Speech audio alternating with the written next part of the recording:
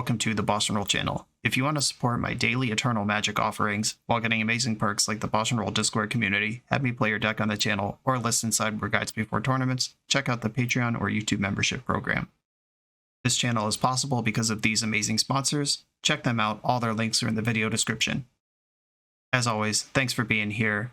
Let's go play some Magic. Welcome back to the BoshNRoll channel. Today I'm playing Vintage at the request of Patreon subscriber Stefan, and this is Oath. After a tough year or so, where the printing of stock up put Paradoxical Outcome back on top, Oath's bad matchups are faster combo decks, the default build of Lurrus Control was Esper and not Dimir. A lot of things led to Oath being pushed kind of to the side in the metagame. It never really dies because people love Oath, but it was not well positioned. But things have changed. The decks that have moved to the forefront to counter decks like Paradoxical Outcome and Jewel Shops and Doomsday, all of Oath's bad matchups, are Dimir Lurrus and White Initiative. Both of those matchups are quite good for Oath. And as what happens in a healthy metagame, which Vintage is right now, Oath has rotated back in, and at the time of this recording, this list I'm playing just won a Vintage challenge. If you sort MTG Goldfish by 7 days, Oath is the second most played deck. I'm recording this on September 30th, which is about 9 days before Eternal Weekend starts in the US. It is a very exciting time for the meta to take a serious shift into a fan favorite deck. And with the rise of Oath, Stefan wanted me to play it, which always makes me happy because I love Oath. I did recently release a Wrenn and 6 kind of hybrid control take on Oath, but this is the modern classic Oath show and tell, flash, get an Atraxa down early and often type of gaming. This build does not play Tinker. Tinker for Bolas' Citadel in the main, and then Portal to Phyrexia in the board is one of the gears that Oath has had over the last few years. But this list is playing 4 stock-ups to find the pieces to assemble Atraxa more often. To get the stock-ups going, we've got 1 Ancient Tomb in the list. That's really cool. Sweet innovation there. And that's pretty much what this deck is about. Put Atraxa into play, question mark, profit. I've played Oath of Druids a million times on this channel. I'm not going to go into all the specifics of the deck here, but it's well positioned right now. It's a deck that I like. I'm probably not going to be talked into this for Eternal Weekend at this point. With me 9 days out here, I'm quite happy with Paradoxical Outcome, which I'm pretty sure I will be playing at that tournament. But a lot of people are going to be talked into Oath, and this is going to be a sweet league. Let's do it. I'm proud to announce the Gold Sabertooth Strikes Back Kickstarter. Until October 22nd, you can back the project for access to 10 playmats from one of Magic's favorite community artists. He's bringing back fan favorites Kinnan, Etali, Kenrith, and Urza in new fuzzy and foil treatments, plus 6 new mats featuring Amulet Titan and Eldrazi, plus 4 more to be voted on by you, the backers, which Gold Sabertooth will draw live on stream every Monday. Get 18 classic Gold Saber tokens available in foil for the first time. Get involved in the voting and claim your rewards by using my link in the video description to back the Gold Sabertooth Strikes Back Kickstarter today. I'm on the play in round 1 with a beautiful example of what I call an Oath hand. Oath of Druids, while powerful and pretty good at doing the thing it does have to put a bunch of monsters in its deck that don't work without an enabler, have a bunch of enablers that don't work without a monster, have stuff like Gaia's Blessing that you literally never want to see in your hand. And, sometimes you just get a hand like this and you smile and mulligan. All right, I can be convinced on this one. The dice roll here is, do I think Null Rod's going to be good? I'm keeping the hand. I'm going to either bottom Null Rod or one of the fetch lands. And my opponent has no Lurrus, which means PO, Jewel Shops, those things are all live. They might just be White Initiative, where I'd want all my lands. Null Rod is okay against White Initiative too, because so much of their mana is that. If they're Bazaar, then I would like to be able to channel the Boseiju, and Null Rod is completely irrelevant. Alright, I'm going to bottom Flooded Strand, and hope this works out. If I knew the matchup, I also might be incentivized to hold Gitaxian Probe as a pitch to force, which lets me work my way to stock up. But in the blind, game 1, turn 1, I'm going to take my peek. And the list does have 4 of the 5 Mox, and it's allowed to play plus Mana Crypt and Black Lotus. I might even cast more spells this turn if I draw a Mox and shove this Null Rod. That's something we could do.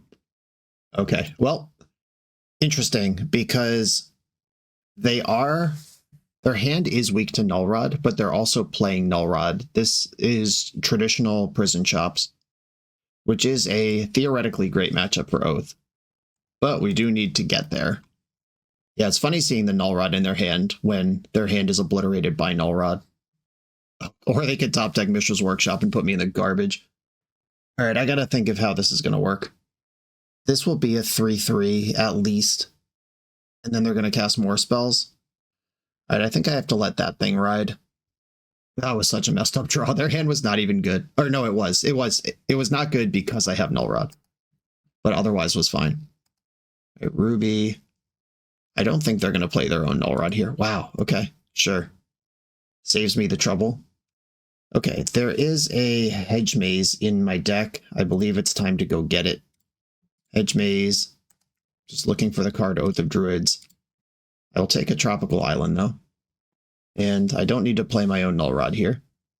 And this game is going to be as simple as, can I find the goods in time? They're not going to be able to activate that Urza Saga. Crucible is eventually a problem. Like, Golos can play Wasteland, or Golos can get Wasteland, or they can hit me with this Saga a bunch of times. They played their land, so I don't have to think about Wasteland now. I think I am going to force this, though. If I get Wastelocked, that's just trash for me. I could also Beseiju the Workshop, and there's a good chance there are no basics in this deck, but that is also my 3rd mana to play the stock up with.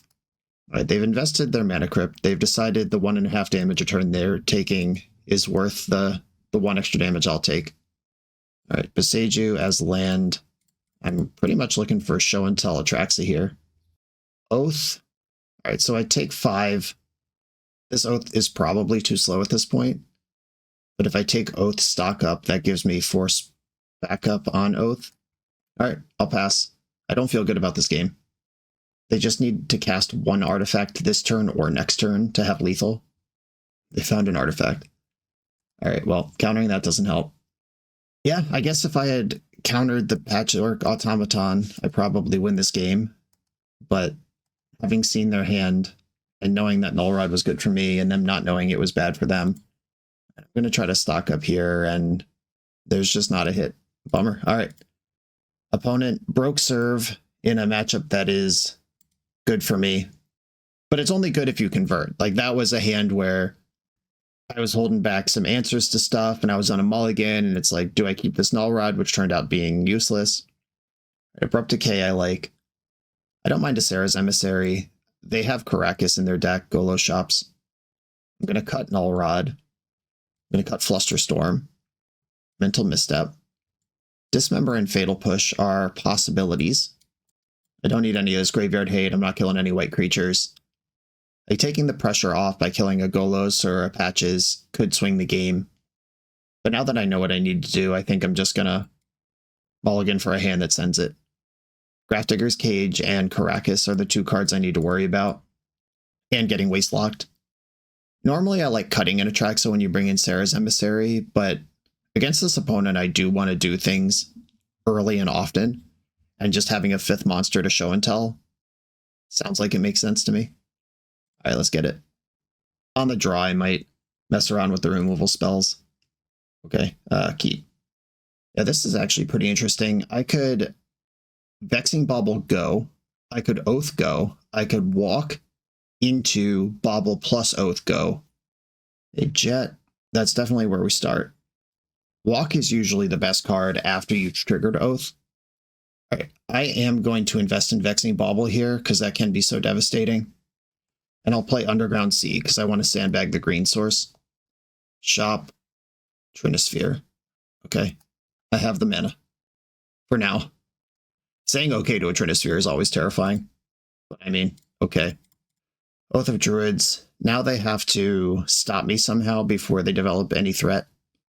Grafdigger's Cage. It's a good use of 3 mana. Mox Pearl. Yep, Vexing Bauble was useless when Stratosphere's in play. I guess I could have popped that and drawn a card in that end step. That was sloppy.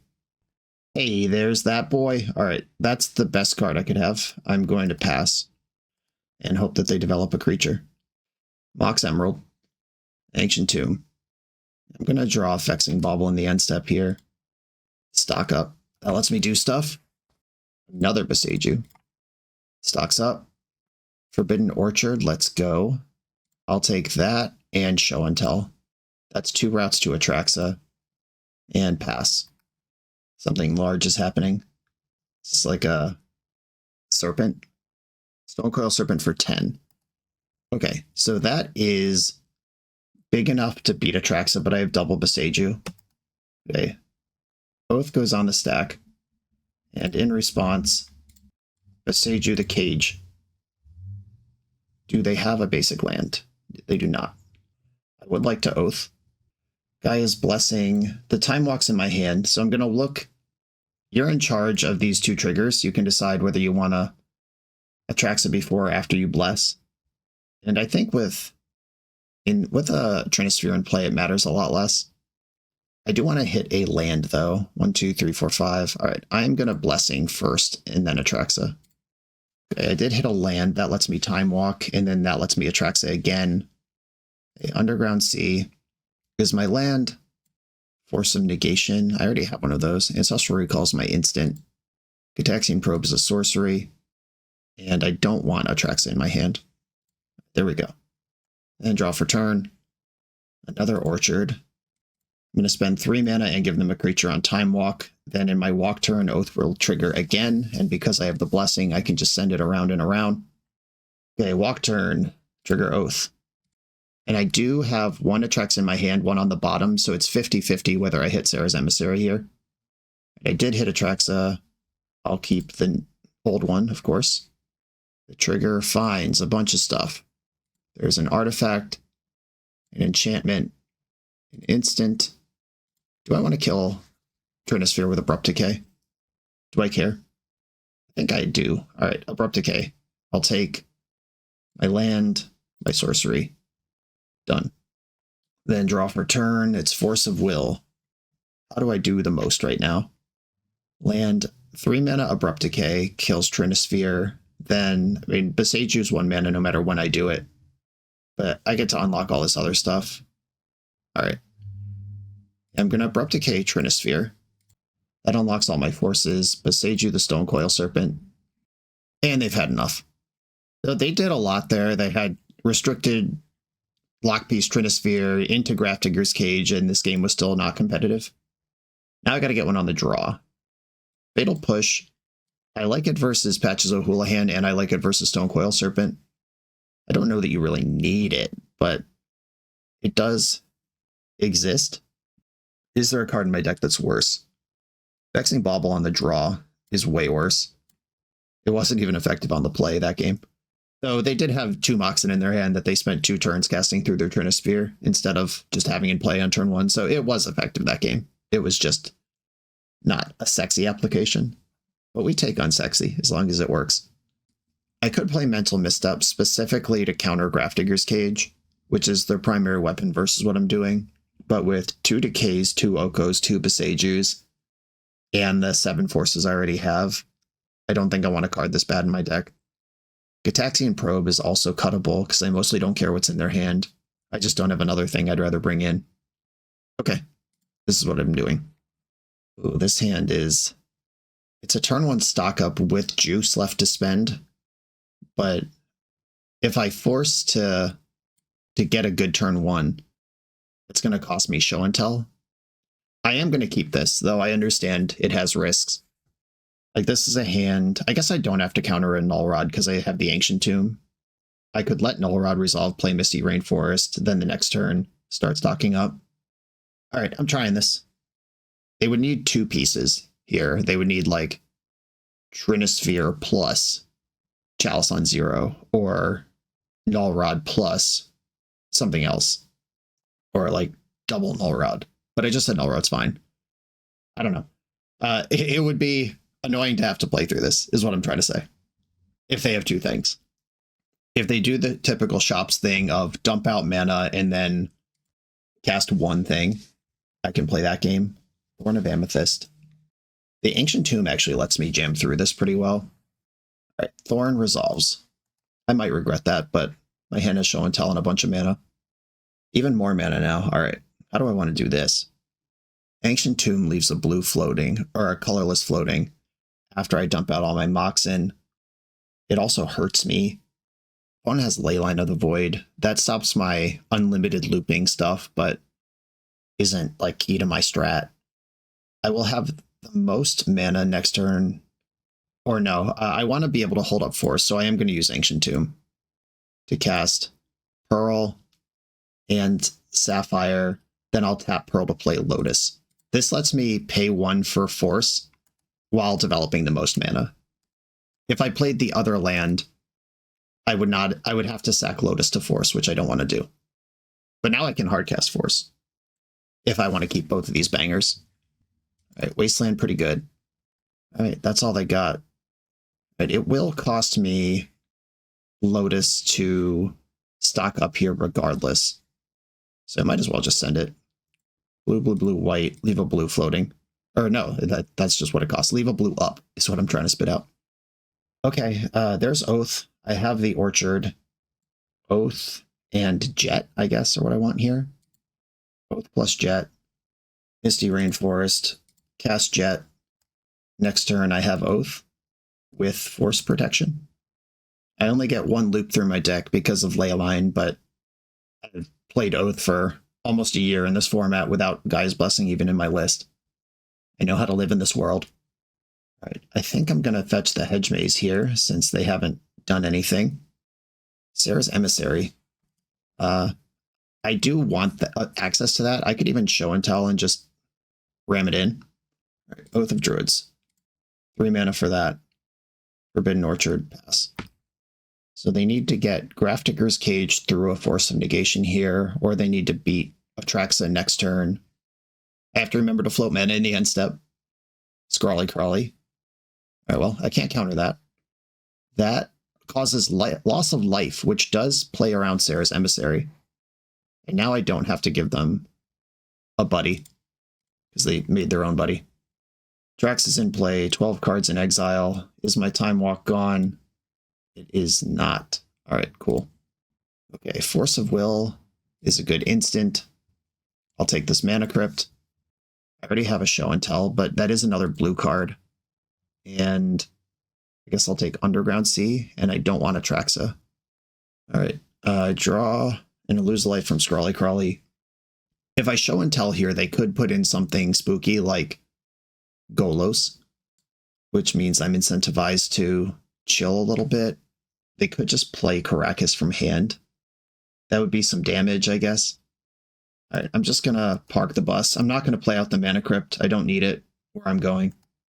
I can hardcast Force of Negation and pitch cast Force of Will. I draw an Oath from the Scrawly Crawly. I'm at 15. I'm not going to aggressively re-Atraxa here, because I know there's 2 on the bottom of my deck, which means... And there's a monster in my hand. So there's 1 card somewhere between the 29th and 4th card in my deck. And decking myself is, I think, the way that I lose this one. Or is this Saga? Golos. I don't want you to have that. Hold on. Can I save a card? 1, 2, 3, 4, 5, 6. I can just cast Force. Yeah, that's fine. What's going on? Do I need to float mana first?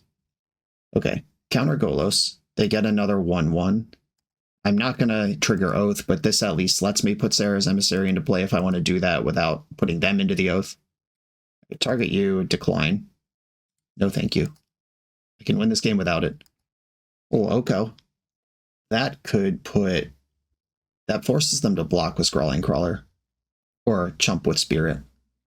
But if they chump with Spirit, then they're in the Oath. Which I don't really want to happen either. All right, I'll just attack for 7. That puts them to 3, which means their Ancient Tombs don't work anymore. A Tropical Island. I have only 2 white. I can almost cast the Sarah's Emissary. I'm going to play Mana Crypt now, and Oko. And Oko's going to Elk Mana Crypt. I just want to make sure that I don't die to some combination of them making me draw cards and a medium combat. They look like they're in big trouble, and I drew another force, so I can Force of Negation and Force of Will this turn through the Thorn. Academy's good for 2. They do suddenly have enough mana to do stuff. All right, tapping Ancient Tomb down to 1. Phyrexian Metamorph, no thanks. Pitch, Show, and Tell. I don't want them having an Atraxa. And there we go. A clean win against a great matchup. On to the next round. The BoshNRoll channel is brought to you by Tales of Adventure. TOAMagic.com has almost 100,000 unique cards in stock. They offer free track shipping on every order, plus next day or 2-day options when you have an event coming up fast. They offer on-site pickup at major Magic events throughout the US, so you're never scrambling before your tournament. Stop by their booth to buy, sell, or trade at upcoming regional championships, Magic Con, Spotlight Series, and more. I love their selection of individually scanned high-end cards that show you exactly what you're buying. And the best part is saving 5% on every order with promo code BOSH. From Ancestral Recall to Zombie Master, get what you need quickly and in one place at TOAMagic.com. Eternal lives here. I'm on the draw in round 2 against somebody who, again, did not reveal Luris. I have a turn 1 Oath that I can force and fluster to protect. I will keep this. If they're a deck without any creatures, my hand doesn't actually do much. But having this much interaction, okay, Bizarre. This one's a close one. If they're like Hollow Vine, I like my chances. Like if they just like put a Vengevine into play here and pass. If they play a Hollow one, all right, looks like they are proper Dredge. That one's a lot harder. Another Force, okay. Misty Rainforest, Black Lotus. I'm just casting Oath. Because if they dredge over a Narcomoeba or trigger a Prized Amalgam or any such thing, now we're gaming. Right, Force of Negation, pitching Force of Will. Underground Sea, flusters that. And Dredge is a deck that can beat me with Icarids and Creeping Chill triggers without ever having a creature in play on my turn. Especially now that they know this Oath is here. They could sculpt that game plan, but also it makes them play weird. It makes them play in a way they don't want to. Alright, another Force blue card. Alright, please don't have Mindbreak Trap as your last card. Nut Dredge hand, though. Kept 7, have the Bizarre, double Force. Let's see if this Oath can carry. Forbidden Orchard makes them have a creature. There's a Creeping Chill. Discarded a Hollow one and a Narcomoeba. Don't want to be doing that. Dredge, 2 more Creeping Chills, and there's an Icarid. So just like that, I'm at 9 life, and they can put me to 6 easily next turn. This is what I was worried about. Forbidden Orchard? Shit. Alright, well, I don't like my chances, team. Is Prized Amalgam optional? Whenever a creature's entered, if you cast it from your graveyard or came from the graveyard and turned it to the battlefield tapped, this is not optional. Okay, that's big. So now Prized Amalgam is going to trigger my Oath. So they gotta beat me this turn. And 3 of the Creeping Chills are in use already. Yeah, they're just full sending at this point. There's Narcomoeba. I go to 6. Can I afford to fetch? Because this is going to be tight. End step. I believe these 5 triggers represent 2 amalgams. Nope, there is a 3rd one in there now. Okay. Let's have these guys come back and then do math. Okay, so they have 10 power in play. They can make it... Alright, it's Icarid, 3 Icarids. Yikes. Alright, well, I basically have to hit the Time Walk here to win this game anyway. Yeah, this game's not going to be decided by 1 point. I'm going to get my Hedge Maze. Ancient Tomb, no thank you. I mean, I guess I mill past this anyway. Like, basically anything here doesn't matter. All right, it can stay on top. It's just gonna... yeah, a Surveil feels so pointless in the face of an Oath. But, all right, I need to hit Time Walk to have a chance. Gaia's Blessing. The Time Walk is not in here, which means that I want to Atraxa before I walk, or before I bless. Big digs. Let's go. Time Walk. Ding, ding, ding. All right, that's the one. That's the guy. It doesn't decide the game, but it's quite good. Time Walk, I'll take it. Underground Sea, I'll take it. This Forbidden Orchard, past its prime. Oko, Ancestral. Jet versus Bauble. They're not really casting spells anymore. I will take Jet. That just gives me more options, which is now the gear I'm in. Okay, cool. And I can Oath again. This is going to be a grind. This is not... has not been decided, but I am out here. Jet, walk. I'm going to cast the walk first. Well, after the jet, but before Mindbreak Trap is on, just in case. Ancestral myself. I'm not that worried about Oko, but I can still get him. All right. Orchard, Sapphire, Oko. Oko's in. Do I want to be attacking harder or banking life points with a food? I think this Mox Jet can just be an elk. And I'll go to my walk turn. Okay, all of my opponents Prize Amalgam's trigger, technically within the rules. Okay, great. Oath you.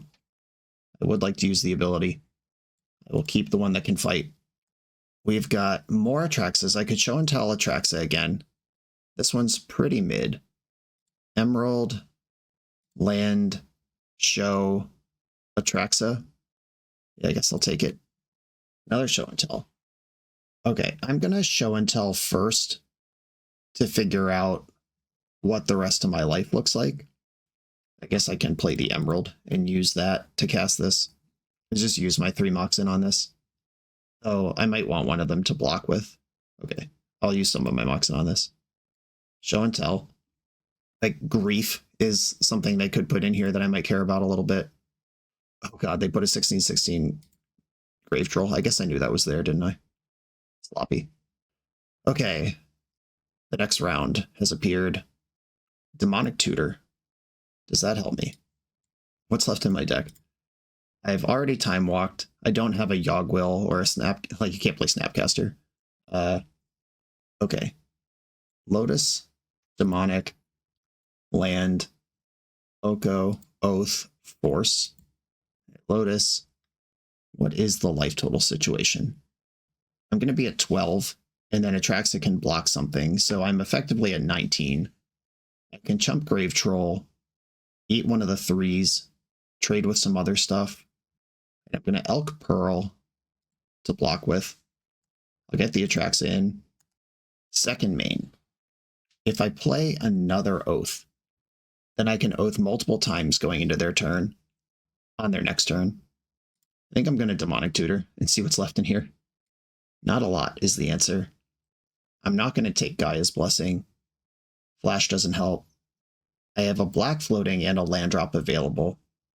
So I could get Mana Crypt, play the second Oko, Elk the second Oko, and still Boseiju. I have to give them a 1/1 to do that. I guess I will take Mana Crypt here. All right, Crypt in my hand. Trop played. Green, blue, fresh Oko. Keep the new one. Mana Crypt. Elk it. Gotta give you a 1/1 here, because I can't let you Bazaar. Actually, is the last Creeping Chill accounted for? Like, did they draw it and discard it at some point? 3 of them triggered. This doesn't even guarantee that it's not there. Alright, Boseiju this. And I have to do it now. Okay, hope we stabilize there. That 16/16 from hand, which I could have known about if I was paying closer attention. A little worrisome, but I did get to do a lot there. Alright, I've done what I can. One of us is dead this turn. Okay, the Slow Dredge did not hit the last chill. And all you can really do here is turn them sideways. Yeah, there you go. Math is for blockers. Okay, go to blocks. Block the 16. Make sure there's not trample on this card. The opponent just said in the chat, math is for blockers. I concur. That is what I said as well. So I'm taking 3, 6, 9, 10, 11, 12. All right, I'm good. Unless this Grave Troll does have secret trample somehow. I survive by exactly the power of Atraxa. And that should determine the game. I guess if my last Atraxa is above the Gaia's Blessing, but I can still just Oath into nothing on the following turn. All right, we're in good shape. All right. I will keep the one who can attack. And I did miss on the Gaia's Blessing. There it is. Stock up. Boseiju. Luster. Oath. Done. All right, the Gaia's Blessing is somewhere on the bottom of my deck, which means I'm not going to draw it right now. And they still have a 16/16 in play. They still have Icarids in their graveyard. So the Icarids are another 9 damage. There is one more Creeping Chill in there somewhere. So 9, 12. Definitely need to block. There's a like nasty down and dirty thing I could do, which is try to stock up into Gaia's Blessing, cast it the hard way, targeting Time Walk, then stock up into Time Walk. But that burns my Gaia's Blessing and leaves me all in on this Atraxa when I'd prefer to be just infinite forever. Okay. I'm going to Elk Mox Emerald. I'm going to attack with Atraxa, which puts me to 14, which is 21 when I block. And here I can afford the second Oath. But what about second Oath? But what about third Oath? All right, I am not messing around here. If I get another turn, my opponent is not going to get another turn. That's the position I've created. Clean up, discard, Misty Rainforest, stock up. All right, here we go. Plenty of black cards to exile over there. Yeah, it looks like they can only deal 9 damage, and that's before the lifelink even kicks in. We're good. A 7/7 lifelink is pretty tough to race, even if you have a 16/16 and 6 3-power creatures. I feel like there might have been a cleaner way to play this game once I started doing the O thing, but I might have just been that far behind that it felt bad no matter what I did. Yeah, if they're leaving back Narcomoeba to block, then we're in great shape. They need to be on that full send all the time. It blocks Icarid and Troll, taking 8 here, which is actually 1.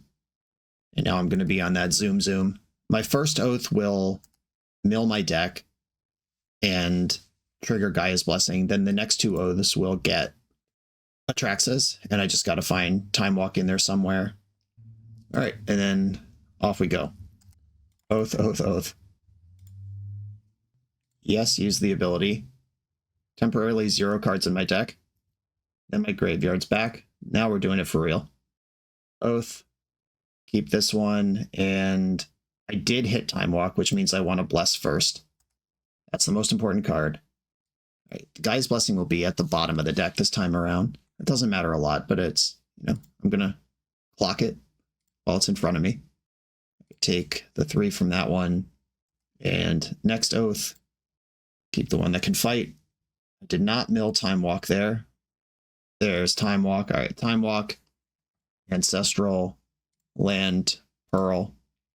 Or Vamp Tutor is probably better here than Ancestral. All right, there we go. That makes it more likely that I have a Time Walk next turn. Okay, Pearl, Soul Ring. Not playing around Mindbreak Trap, apparently. No longer worried about it. Time Walk. Wake Up Sapphire. All right, cool. They believe that it's over. Wow, what a battle. We were one tiny little decision or one tiny little dredge away from being dead there, but then slowly ground it back.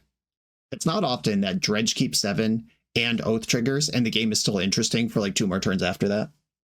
Yeah, I like Sarah's Emissary. I like all this graveyard hate. Nullrod, no thank you. Mental Misstep, Irel. Flusterstorm is actually okay. Force of Negation, not that important. It doesn't counter Grief. And then all of their spells they're going to cast on my turn. Are there cards that are worse than Flusterstorm in my deck? Because Dredge does have a bunch of spells in it.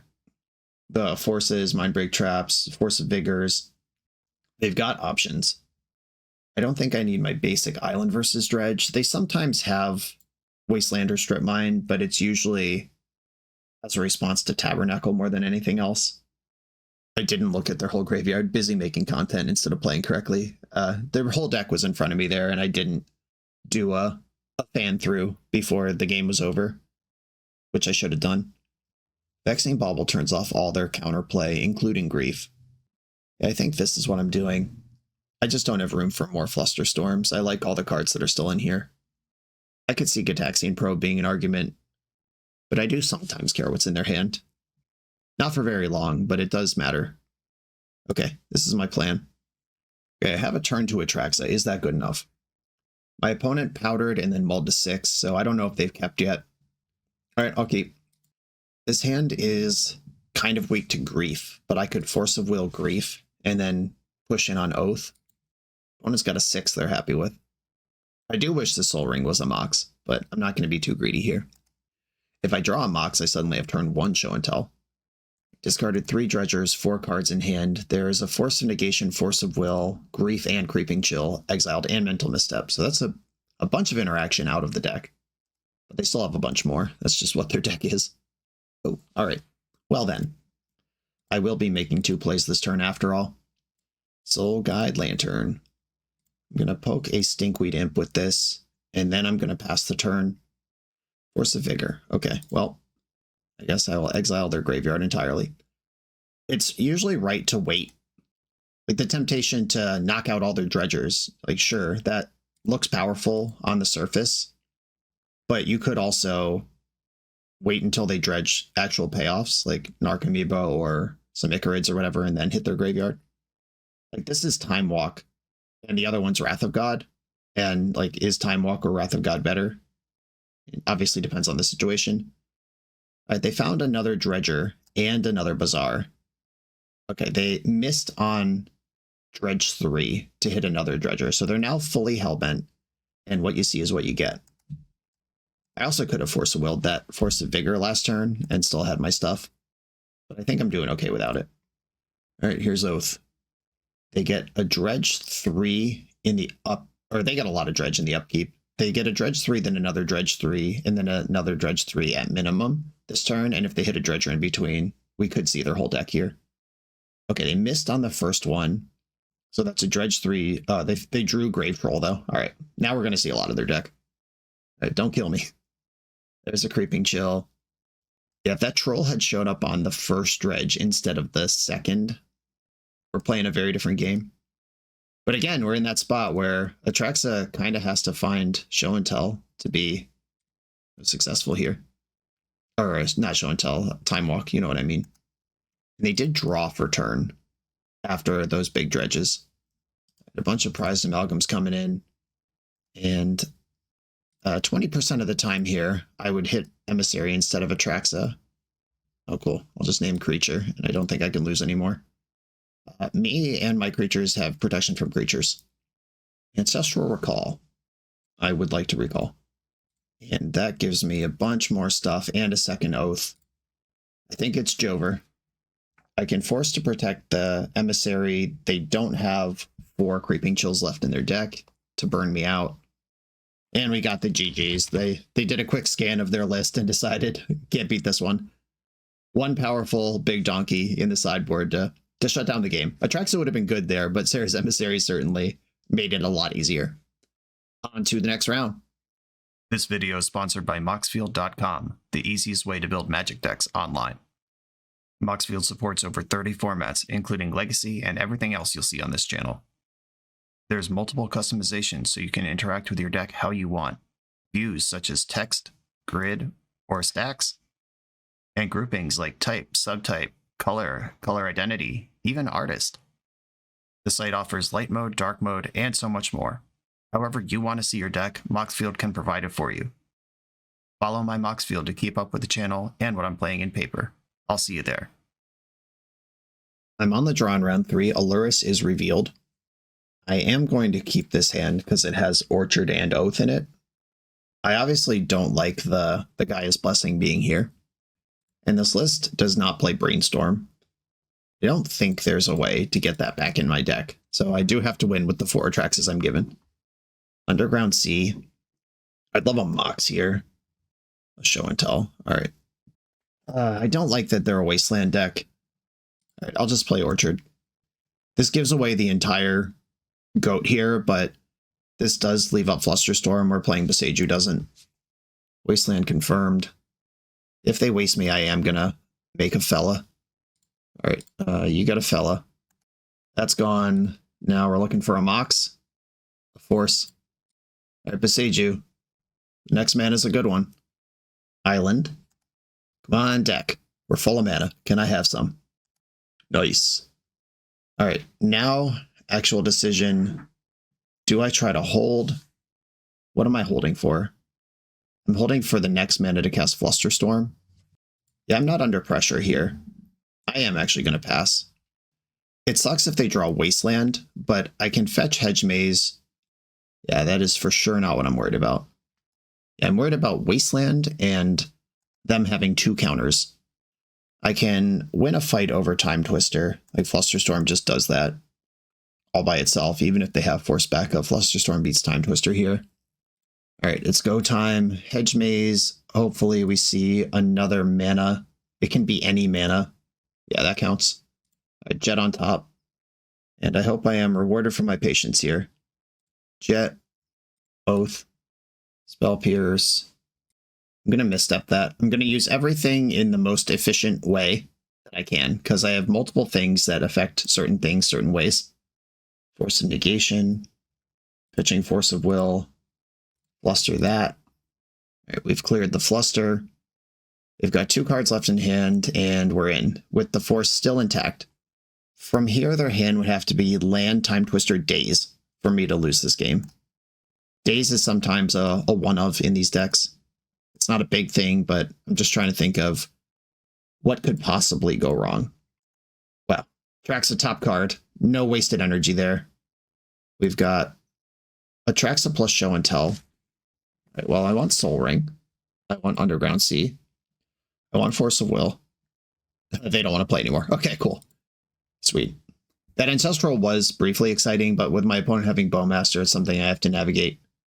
Alrighty, removal coming in. I do like Flusterstorm. When the game is going to be about a showdown, I'll take it. Soul Rend kills Luris out of Demure, but it kills Containment Priest and Lavinia out of Esper. I only saw blue-black mana there. I'm not going to bring in Soul Rend on a maybe. I have Fatal Push and Abrupt Decay. Dismember does it as well. A Null Rod can come out. Force of Negations can come out. We're playing to the board here. I'm pretty sure I want Vexing Bauble. They have a lot of forces in their deck, and I'm trying to resolve big spells. I could just leave the Flusters at home and take the removal over the anti-combo stuff. Oko's great in this this matchup. Every mana source is good against the Wasteland deck. Yeah, I don't see where I could find more Flusterstorms. I could shave an Atraxa, but that makes Show and Tell worse. I could shave Show and Tell, but that makes Atraxa worse. I really like Stock Up. Stock Up is how combo decks can get ahead of Demure Luris. It could be the Vexing Bauble. That's where I see a potential cut. I could cut Dismember and bring Flusterstorm in. Dismember's bad against Psychic Frog, and I don't care about Orcish Bowmaster. Like, I really only want to be dismembering Containment Priests. Alright, I will make that change. Until I see a Containment Priest, I'll go +1 Flusterstorm. If we get a game 3 and there's a Containment Priest revealed, I'll bring that in. Okie dokie. I'll keep. This has a send. This isn't really a deck you want to send against if it costs you a lot, but Lotus Stockup's pretty nice. Alright, well, now they know. Gataxian Probe. Every time it feels so violating. We've seen Spell Pierce in their deck. Not a card I'm excited to play against. Oh, baby. I think I'm going to lead on Boseiju here. Because if they have Wasteland, I'd rather have Sea. Alright, jam. I could have tapped the Boseiju to bluff Flusterstorm. I'm not here to tell any lies. Mystical Dispute. Yeah, I wasn't getting around that one by waiting. Alright, pass the turn and try to build up to this other Show and Tell. Sewer. Kept the card on top. Vexing Bauble. Interesting. Alright, well, I'll play that. At worst, it's a cantrip. At best, it messes up their life. Ooh. Got a Spell Pierce out of them. But whatever that card on top of their deck is, it was chosen intentionally. Yeah, that's a good one to have. Interesting one to counter Vexing Bauble if you're just going to waste me. Now my Moxen are on. Yeah, always had it. Keep it coming. I love a high land count in Vintage. Feels like you're really doing it. This gets Hedge Maze, so I have 2 looks at mana number 3. They haven't seen Show and Tell. They know these other 3 cards. I could use the Stock Up as bait on my way to Show and Tell. Ooh, they missed a land drop, which means there's 5 spells in their hand. Hedge Maze. Forbidden Orchard. Ugh. Well, that gets dicey, but I will keep it. I'm not going to be greedy about the type and nature of my lands here when jamming Stock Ups is the phase of the game we're in. Daze. Oh, disgusting. All right. Daze has been cast. I did mention that was a card they could have in the last game. They probably have exactly one. They picked up a land rather than casting the Daze, though, which makes me think that there is more interaction in their hand. Now they have a win con. Ponder. All right. And the sewer is back tapped. So currently, whatever they interact with has to be free. The Ponder shuffled, and the sewer kept. I mean, here we go. I have no other plan here. There's no nuanced way to navigate this. Force of negation, pitching, luring revealed. All right. Yeah, this is where Forbidden Orchard betrays me. Like, instead of them having nothing going on, I'm now on a 9-turn clock, which is a lot faster than an infinity turn clock. But we did get a force out of the way. Oath, another show and tell, a flash. They all play here. All right, that one's bad for me. But I can destroy it. Oxburrow. I guess I'll put it into play. Could be useful. And I am going to abrupt decay this frog. The frog is worth as many or more damage as a spirit token is. Plus the cards are just unacceptable. Abrupt decay. They know I have this. This is not a surprise. Ugh. All right, Ancestral Recall. That's the card I wanted most. Swamp in play. I'll play out my Orchard. I'm not going to concede until I'm dead. Like, just one good spell has to sneak through here. Yeah, there's some extra pressure. So I've jammed 3 times this game and they fended it off. This is the game that Demir Luris is really good at playing. Laid up entirely by my Forbidden Orchards. Like, if this was just Underground Sea, this Bowmaster would be the only pressure in play, and this game would look very different. But that is the cost of playing Oath of Druids. You have to have this terrible land in your deck. All right, I'm good. GG. All right, now I'm on the play for game 3. That Daze gives me strong confidence that they don't have white cards in their deck. Seeing Mystical Dispute on top of the Spell Pierce, I am now becoming more and more interested in these Flusterstorms and just figuring out how I get them in the deck. Like, I could cut Vamp Tutor and plus Flusterstorm. Vamp Tutor is card negative. Like, you have to spend a card to manipulate the top of your deck, which you then have to spend a draw step getting in a matchup that's mostly about cards. And I don't have Tinker in this deck, which is a card I'd be excited to Vamp for. Yeah, I think minus Vamp plus Fluster makes enough sense to me that I'm going for it. Come on, good hand.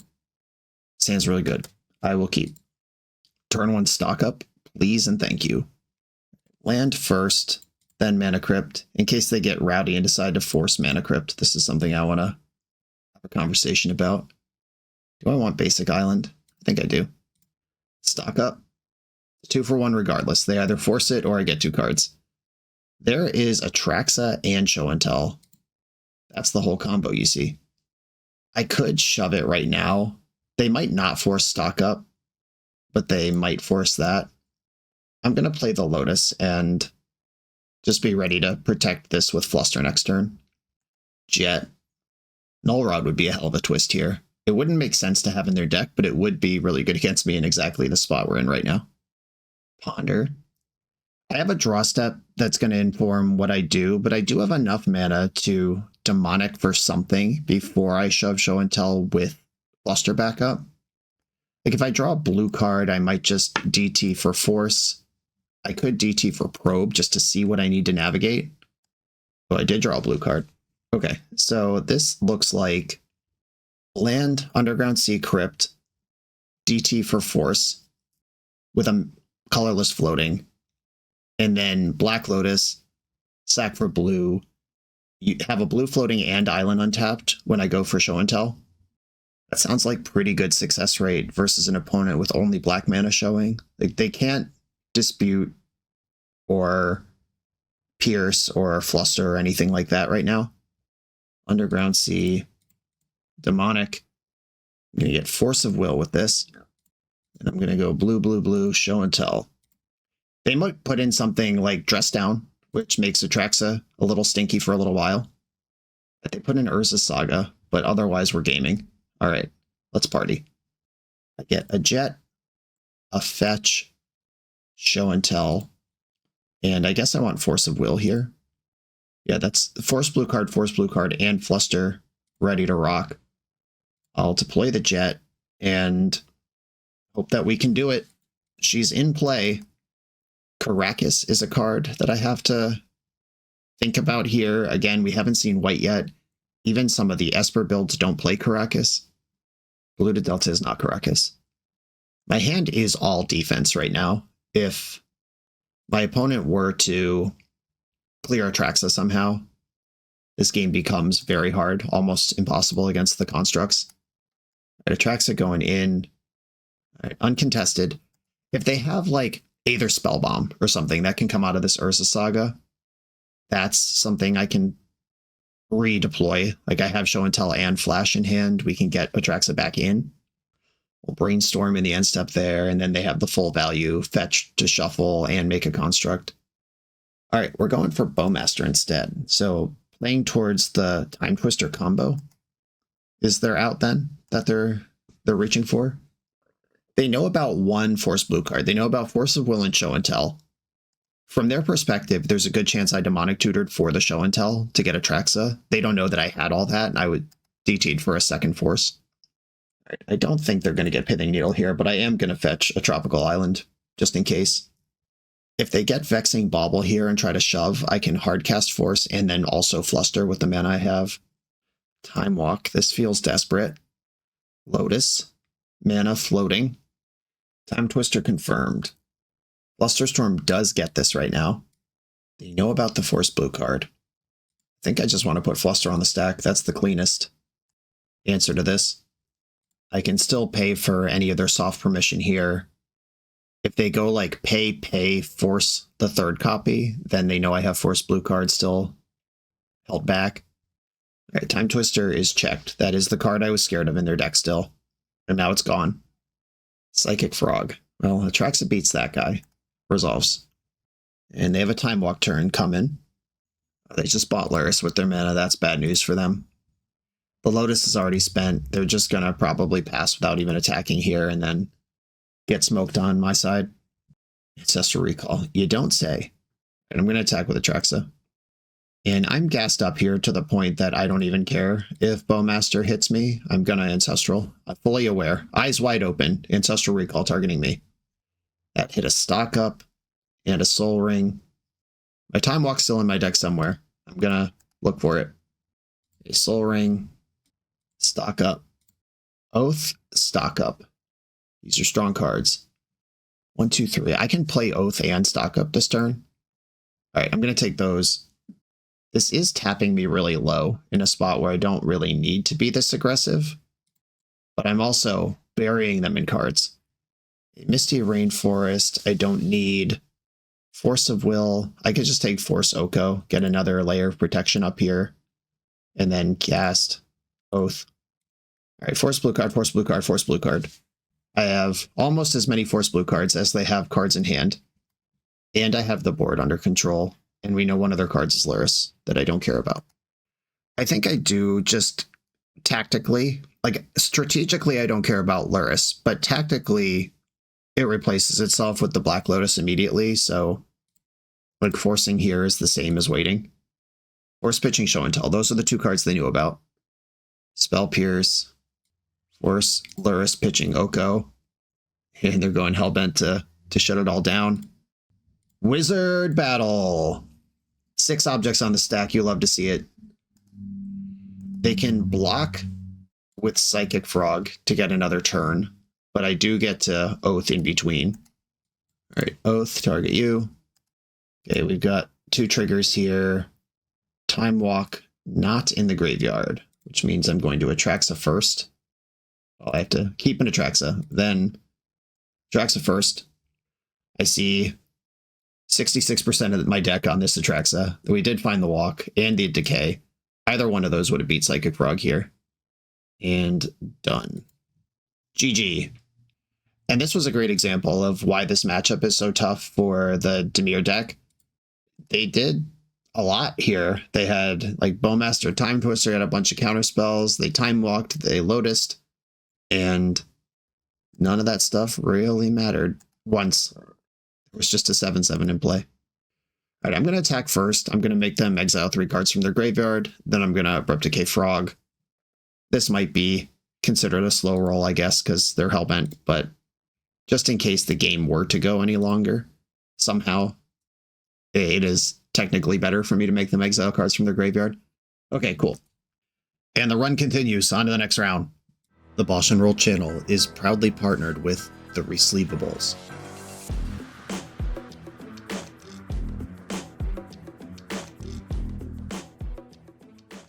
In this YouTube series, hosts Patrick Sullivan and Patrick Chapin go set by set through Magic's past, leveraging their decades of experience as Pro Tour players and game designers to analyze the good, the bad, and the ugly of Magic's history. Each episode is a deep dive into the facts, mechanics, cycles, trivia, decks of the time, and historical context of the set. The hosts dig into notable cards of the era and their lasting impact today.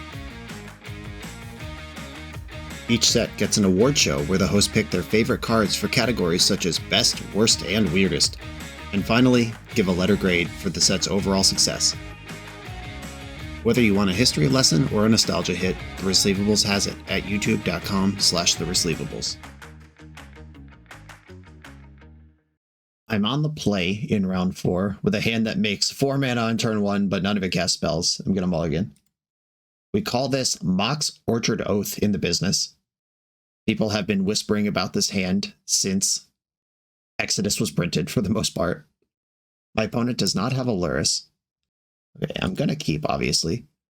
The decision here is, do I want to keep Atraxa in my hand as easy force fodder with stock up to reload? Or do I want to keep lands in case this fails somehow? I am not going to keep lands in case this fails somehow. I am going to bank that this will work. Mox Pearl. Orchard. Oath of Druids. A Force of Will. Pitching what? Pitching stock up. I've got one pitching Atraxa. This could be the mirror, if they've got stock ups over there. A deck without Luris and with stock up. Alright, go. Mox Jet. Flooded Strand. If they have a removal spell, they could kill the spirit before this oath goes off. Alright, it's too late now. They could kill the spirit, but I could just make another one. As long as oath triggers, you're in business. If they have something like main deck Containment Priest, I don't know who would have that, but that would play here. Drex is in. Handful of gas. Only one artifact. Alright, they just wanted to look at and see if I somehow whiffed completely. Okay, so we have the information of Mox Jet, Flooded Strand, no Luris, yes, stock up. So it could be a mirror match, could be like Bug, but Bug wouldn't play Flooded Strand. They play their on-color fetches. It could be PO. Yeah, I guess PO. I'm over here like in the weeds, like what fringe matchup is this? Oh, it's just, one of the most played decks. Understood. I am going to behave as if this is paradoxical outcome. My opponent did not concede to an oath trigger. They might have just been looking for information, but they showed me enough that I can make an educated guess here. All right, again, I'm pretty low on Vamp Tutor. I don't need basic island here. If they are Bug that randomly has a stock up in it, then okay. Wasteland would have been good. Good to know. I usually cut Mana Crypt if I have 3 Null Rods in my own deck. That is a recipe to lose to yourself. Vexing Bauble's good on offense and defense here. It becomes awkward with Null Rod because you can't pop it at will. This is just the rules now. I could shave a Force of Negation. I'm bringing in so many Flusterstorms here. I don't want to go too light on that, but I think it's safe to do one. And I could look at an Atraxa or a Show and Tell as something that is shaveable here. An Atraxa still is blue in my hand without Show and Tell. Show and Tell is only blue in my hand without Atraxa. I can cast Atraxas if the game gets real wonky. All right, I think I am going to shave a Show and Tell and just lean slightly more control. Okay, let's go. Let's see if the read was right from the 4 cards I saw. Oh wait, PO's a fucking Luris deck. What am I even talking about? All right, I don't know what I'm talking about. This hand is pretty fire though. I'm going to keep it. I think I've said it like 3 times this league that there's no Luris. They might be PO. That's just not true. So they could be Breach or I don't think they're Doomsday. Wow. My brain is clearly cooked. I'll have to get a real good night's sleep before Eternal Weekend. All right, an aggressive Time Walk. I almost never counter those. These like early explores. Solarian Academy. Okay, so they are some sort of blue combo deck, some Tinker strategy. Oh, that's a good one to have the misstep for. All right, the Fluster. I am, of course, going to spend Force of Negation. Losing stock up on this. Pretty nice. All right, and now It's my turn to be that guy. Mox, Ancestral. I don't think I have to play around Daze or Misstep here. If they had the chance to misstep me and just didn't do it. Would I rather have Flusterstorm up this turn or Vexing Bauble in play and the ability to stock up next turn? Right, I'd rather have Flusterstorm up. Just the card Tinker is good enough for me to cool my jets and just settle into the control game here. We had a massive showdown on turn 1 that I ended up on top of. And I don't want to blow it by giving them one big spell. Your own Vexing Bauble. Okay. That is worth a mana with Academy, and it's just a redraw if they want that. Tez. I can't fluster that guy. All right. Game on. Just untapping Mox Emerald with that. I'll take it. I am going to fetch my Hedge Maze here. I would like some action. Forbidden Orchard. That's not the type of action I'm looking for. Though I do have this stock up. That's a lot of looks at Oath. All right. I will keep the Orchard. I'll invest in the future. Soul Ring, cast stock up. Black Lotus doesn't work. I found the Oath. That's why we kept the Orchard. And I think it's just Oath stock up. And put those to the bottom and play Forbidden Orchard as my land for turn, because that's the one that casts Flusterstorm. I would feel better if Boseiju was up, but we are where we are right now. Tutored Sensei's top. This is a lot of action. A lot of looks. Academy's starting to get really big. Spinning top. They've already used Tez this turn, so just finding Time Vault here isn't good enough on its own. A land would be great. Force of Will. That's not that important. Okay, so my options here are cast Oath. Oh, I have to tap Sapphire to not leave one extra one floating. Okay, so this is actually now pretty easy, I think. What I was about to start saying is I could cast Oath and Vexing Bauble, or I could cast Oath with Fluster and Boseiju, but because of the way my colors are spread, that's not actually there for me. So I'm going to play Vexing Bauble and then Oath. I'm doing this to protect my Oath. And I have Boseiju up, which covers their scariest stuff. I can Boseiju or Fluster here. And if they crack their Bauble because I have one, then I can crack mine as well, and then I have Fluster plus Force available. Arset Parter of Veils. Well, I can't counter that one. Drawing cards isn't really my bag here. Taxian Probe, you got to pay the iron price on that one. Flipping Top. Oh, that's bold. That card is at random, so they are trying to make something happen here right now. Tez is back up to 3, has not been activated yet. Mana Vault could be untapped. That's a ton of colorless. Can they bully enough mana through here to push a Time Twister on me? And do I care if they do? Not really, honestly. Top's back. The Probe drew the top. They see my hand now. Tez is on 4. Enough to tutor and still be alive. If I don't have to spend mana this turn at all, I'm going to use my Spirit mana to just crack Vexing Bauble in the end step, get a draw while I can. It's their turn. I haven't drawn a card yet. They spun top, then Tez is tutoring. I can cover Grafdigger's Cage, but Grafdigger's Cage probably shuts off a lot of what their deck's doing as well. You got it. That's in. All right, well, now I don't have to Boseiju, but I'm gonna. Right, end step, a green, Boseiju the Keiju. Got that Meticulous Archive off Boseiju. Insane value. Kept the card on top. Hate that. And as always, we're looking for Time Walk. Milled a lot of cards there. Time Walk is among them. Disappointing. And Blessing is not. So there's no way to Time Walk this turn, which means I have to turtle up. Good chance I hit one of my two, or there's one remaining Null Rod. I'll take the Jet even though I can't use it. Flusterstorm's great. I would love a second Boseiju, but I'd rather hit a land drop for sure. And what's my Atraxa situation? Do I want one in my hand? I guess it's blue for Force if we get there. There's none in my graveyard or exile, so there's 2 still in the deck. That's plenty. And Blessing's going to be under them. Yeah, Blessing will be under both Atraxas, so having Polluted Delta to shuffle actually matters. Okay. That's my keep. Okay, how risky is stocking up? I think it's okay. I did not check my lands, but I think I have enough. Yeah, okay. A quick peruse of my graveyard. What cards are useful for me to hit here? There's one Null Rod.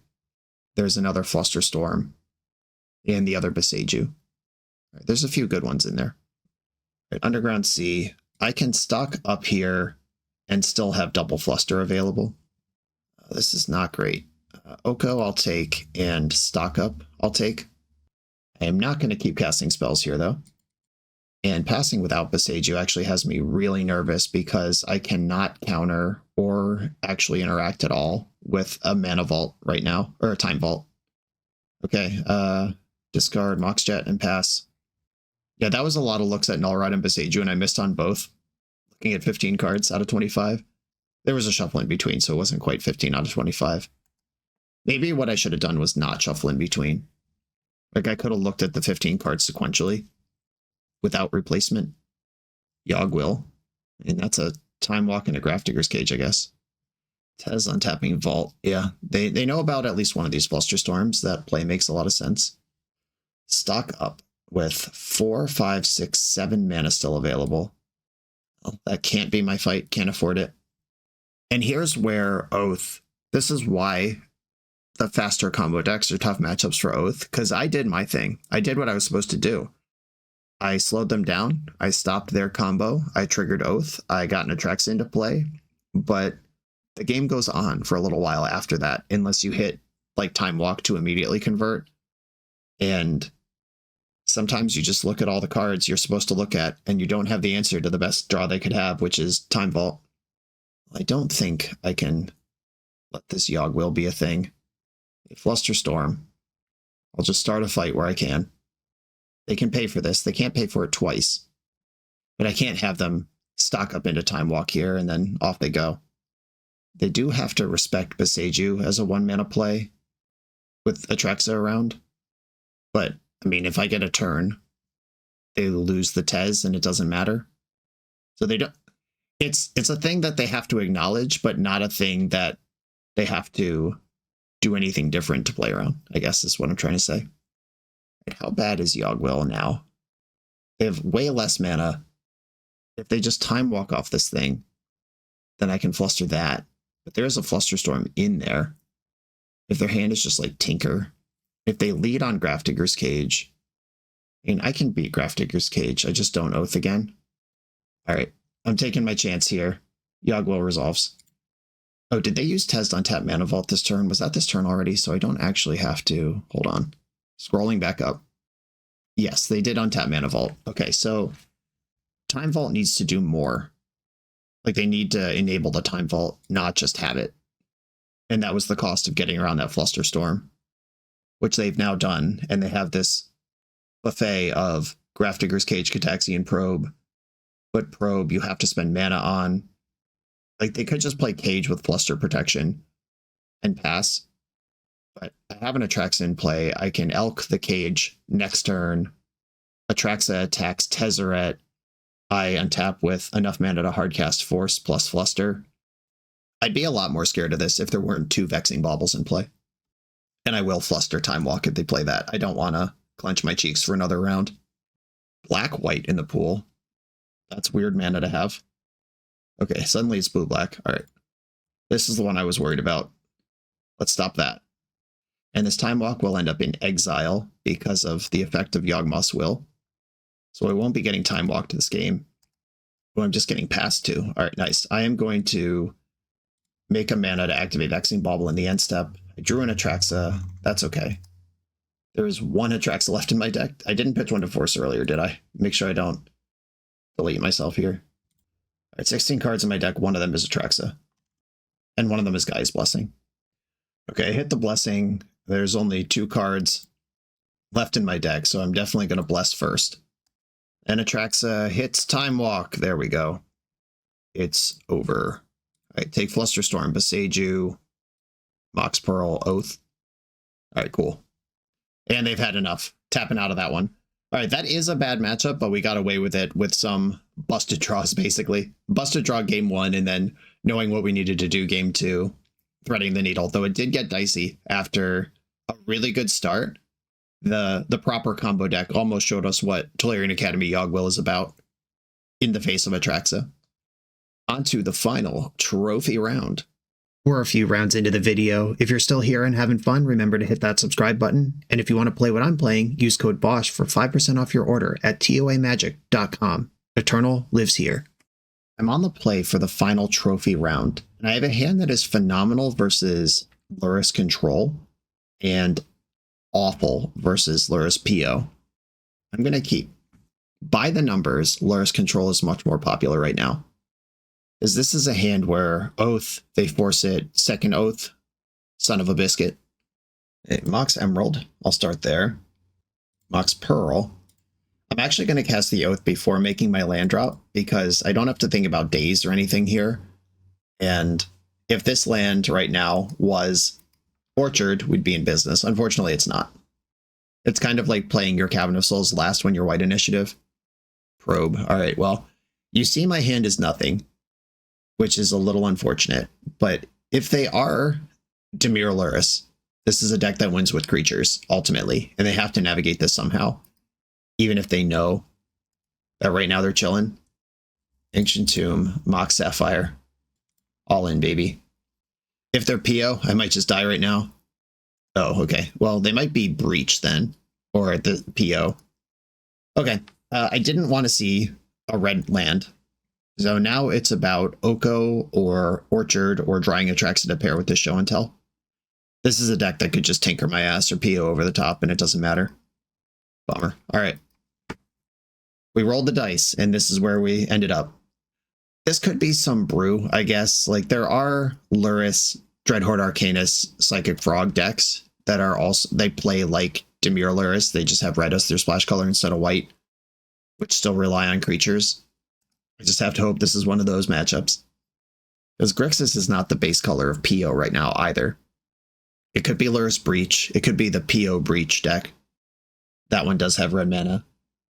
Okay, they decided to buy Lurrus while we're all just staring at each other. Island, might as well play it. The only thing they don't know about is this Mana Crypt. Volcanic Island. Underworld Breach. Okay, so they might just probe me twice and pass the turn, or they might have the Brain Freeze in hand and we're having a much bigger turn. All right, probe. There's one probe. Wow, they're just passing. Wow, okay. The old 3 mana and 2 life to draw a card and look at my hand. I'll take it. Black Lotus is not helping me. The Lurrus can replay the Breach anytime, which is kind of why they're willing to be aggressive about that. I did just lock 2 cards out of my hand. Lurrus can refire that thing every turn as a draw engine, but the Lurrus being in play turns on my Oaths, which is really reckless for them to try to get a taste of. Come on, good cards. Stock up. All right. That one qualifies. I think they will fight over this. How do I disincentivize that? I don't want to put Mana Crypt into play. All right, stock up. I can't beat a Force here anyway, and this, I have enough mana here to play around Soft Permission. I got Force, a Pyroblast, all of those just get me. Force pitching Psychic Frog. Ooh. All right. They paid the exile price on that one. Had 5 mana and still did it that way. I wonder if that means they have something like Flusterstorm in hand that they didn't want to tie up their mana to work around. Yeah, but that's the kind of draw I'm looking for. I'm looking for stock ups, Ancestral Recalls, Forbidden Orchards, Okos. Just good ones. All right, that one, please. I will drop this Black Lotus and pass the turn. Doesn't play till next turn, but it does play extremely hard. I could easily cast Atraxa here. This Show and Tell in my hand. Can I Show and Tell and then Atraxa is actually really interesting. So I have 1, 2, 3 for Show and Tell. Ah, shit, I'm probably dead here. If this gets Brain Freeze, then they Lurrus cast Breach off of Lurrus, then Brain Freeze themselves and probably win. All right. They found their direct tutor faster than I did. But anyway, let's do this math just in case. So Island, Mana Crypt, cast Show and Tell. They counter that. Then I have 1, 2, 3, 4, 5, 6, 7, 8. Yeah, plenty to cast Atraxa. All right, Breach was in hand anyway. All right, yeah, now they DT for the... Okay, so phase 2 of this plan is my deck does have Guy's Blessing in it, and they need to, A, know how to beat that, because there is a specific sequence that makes it work, and B, they have to have the resources to execute that sequence. Like what you're supposed to do to beat Gaia's Blessing is you could have Graveyard Hate and exile it on the way through. Like if they have a Soul Guide Lantern or something, that'll do it. Or if in the absence of that, what you do is you put a lethal number of Brain Freeze targets on the stack, you mill until you hit the Blessing, then you counter your own base copy of Brain Freeze on the bottom of the stack, and then refire over the top, mill the rest of the deck, and then Ancestral Recall them while their deck's empty. Which every breach line should be capable of doing that. It's just, does the pilot know it? And if they are going from small resources, like if the graveyard's a little shy or the mana's a little shy, and if they just go all the way in here. But yeah, the DT can't get Brain Freeze and Black Lotus. So their options here are like get Freeze, hope that the mill 12 hits Lotus. They could also probe once before they Brain Freeze to build Storm. Okay, or just DT again, and that gets them both. Right. Underworld Breach is such a good card. All right, Black Lotus. Freeze me, daddy. Well, freeze yourself, then freeze me, I guess. 35 cards left in the deck. I'm not scooping to this. Here's a bunch of mills. There's Lotus Petal. Not that they need that anymore. The Flusterstorm and Ancestral are there, so that's all the pieces to beat Gaia's Blessing if they know how to do it. And that play requires 2 mana for Brain Freeze, 1 for Flusterstorm, another 2 for Brain Freeze, 1 for Ancestral. So you need 6 mana when you start the loop, which they do have. They have everything they need right here. You also need 3 cards for Brain Freeze, 3 cards for Flusterstorm, 3 cards for the other Brain Freeze, 3 cards for Ancestral. So you need 6 mana floating and at least 12 cards in your graveyard.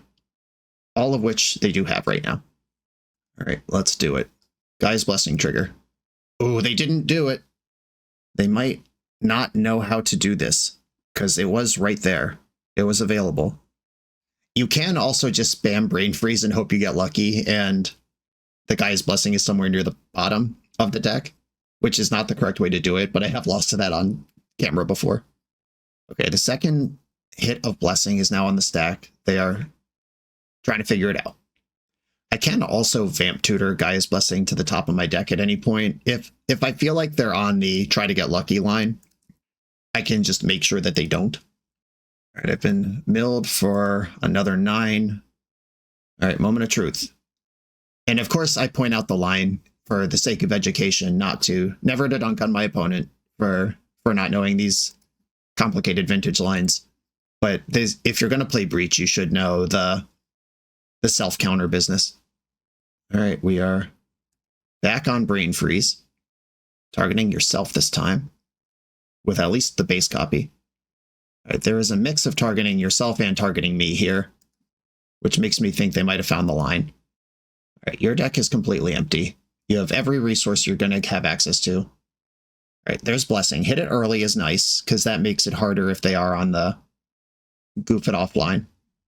All right, Blessing still triggered.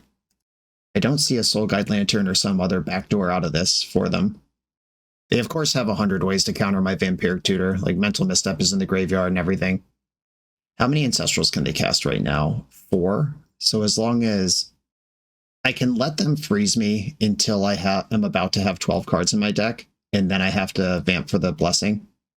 21 cards, 18 cards, 15 cards. Okay. 1 just in time. Opponent said in chat, LOL, I'm not sure how I beat that. I told them I'll tell them after the match if they want. It can be done. But right now it's a secret. Okay, Graveyard Hate is good. Abrupt Decay is good. Like killing the card Underworld Breach breaks up their mess. Null Rod is solid against them. I don't know that I want like a million in my deck, but it's fine. I don't need Island. I think Vamp Tutor is just a little slow. The number of Tormod scripts I play is optional. Like with Null Rod, Decay, Lantern. Oh, this card was in my main deck. I don't need to put it in the pile. It's a pile I was thinking about. It's not a pile I'm boarding. But Vexing Bauble, Null Rod, Soul Guide Lantern, Abrupt Decay all stop them from comboing. Plus, they don't know how to do the Gaia's Blessing thing. So I feel like I have a lot of insulation that I don't need to add a blank like Tormod script. And we did see Psychic Frog in the list, so they have some creature stuff going on. I'm going to shave a Force of Negation. I understand that that counters Breach, but I'm trying not to counter Breach. I'm trying to beat Breach through other traditional means. I have 7 cards in my deck that beat Breach without countering Breach. And they are a Lurrus deck, so there's not going to be a big Tinker pivot coming my way. I don't have to think about Hull Breacher. I think I am just going to cut another Force of Negation here. All right, I like my options. I could even see cutting the last Force of Negation for a Flusterstorm. That can just help me push through. All right, well, Mox Orchard Oath and Soul Guide Lantern. I'll keep. I don't have protection for the Oath right now. If I draw a Force, I'm sending it. Okay, cool. Now I don't have to send it. Now I can just play Soul Guide Lantern and not be worried about most of their stuff. Lantern, it's a cantrip in play. It's a face-up counter to Breach. Breach can outmuscle Soul Guide Lantern sometimes. Like if they go for a high enough resource Breach where, oh hell yeah. Force pitching Sink into Stupor. That's a force that's now not targeting an Oath. And a Sink into Stupor that's not bouncing an Oath.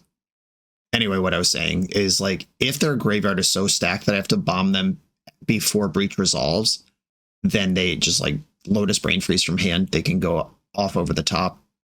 As long as something essential like Black Lotus isn't already in the graveyard when they start going for it. All right, Force pitch blue card by Lurrus.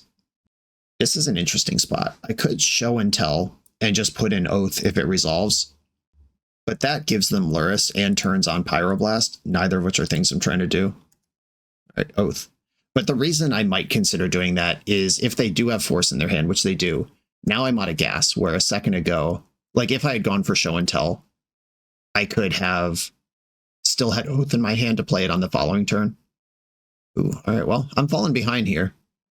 The double Force aggressively by Lurrus strat, putting me behind, and Oko under pressure from my own spirits. If I draw a land that casts Oko without giving them a spirit, I'll probably jam it and try to elk their crypt. Just cut off some of the mana. But if I have to give them a spirit, then Oko just dies. Okay, well, maybe I'll Oko and make a food here then. Oko, did they have the Pyroblast? Well, they just stocked up, so they've had a lot of looks at Pyroblast. Yep, that's gone. All right, we're looking for Atraxa. Fortunately, Lurrus doesn't have anything going on. There's no permanents in the graveyard that get any value. They also can't cast Lurrus. Not yet. Oh, all right. Ancestral Recall, my Kingdom 4. Their mana still doesn't cast Lurrus, though. Oath of Druids. Well, you can't Pyroblast this. You'll need a third Force. I might... Do I go for the show and tell here? That could flush out a Pyroblast. All right, I'm going to try the show and tell trick and just hope they counter this. I don't want to give them Lurrus for free. But if this resolves, I'm also passing with Abrupt Decay up. Force pitching Brain Freeze. Wow, that's big news. All right, cool. That was a sweet trick that I feel like a lot of players wouldn't have found. All right, this was a really educational match. Those of you who stuck it out to the 5th round here watching the video have learned how to navigate a counterspell with a single Oath and no protection. And you've learned how to beat Gaia's Blessing with Breach lines. This game still isn't over. Like I might just get comboed out here, or they might bounce the Oath or something, but I feel pretty good. I'm happy with that line. All right, well, there's Breach, so they can Ancestral a bunch of times. But with Brain Freeze now in exile, I don't think they play 2 of those. All right, there's the first Ancestral. They are holding the resources to do it again. Mishra's Bauble. That is 1/3 of another Ancestral, and Polluted Delta's 1/3 of that Ancestral as well. So they can almost Ancestral 2 more times here. And then we'll play the sub-game of can Atraxa beat 9 fresh cards out of a combo deck. Their Time Walk is still somewhere. We haven't seen that one yet. Like chaining together a bunch of Time Walks off of Breach can also get it done. You just like Breach, cast Time Walk 3 times, hit me with these spirits for 9, and you get draw steps in between. And they packed it up, didn't find what they were looking for. Another Vintage League, another trophy with another deck. My goodness. Eternal Weekend, for me right now, and I'm not going to play Oath. I've already pretty committed to PO with my, like, emotionally, mentally, all my serious thought has gone into it, but I have trophied with Lurrus Control, 2 different builds of PO and Atraxa Oath now in a row. I'm just like 20-0 over my last 20 vintage matches, and it feels good. I feel like I'm dialed in, and we saw where that stuff comes from, especially that last match where the show and tell trick, show and tell, putting in Oath and knowing how to navigate a breach line versus not knowing that could cost somebody a win or a loss. Despite the high power of this format and, you know, getting vintaged and getting non-games happening, there is a lot of stuff going on that players who know what's going on can leverage over players who don't. I love Oath. I'm glad it's back. Selfishly, I hope it comes back strong for Eternal Weekend because I'm committed to PO and I'm comfortable being PO versus Oath. And if the threat of Oath scares some white initiative players out of the metagame, that helps me too. Yeah, Oath re-emerging can only be good for people who have already committed their time and energy into PO. But Oath has re-emerged. We're back, baby. If you want to play this at Eternal Weekend, it is well positioned and clearly you can win. I'm going to leave this one here. Stefan, thanks for asking me to play it. Everyone, thanks for watching. Be sure to like, comment, subscribe, check out the Patreon, and I'll see you next time.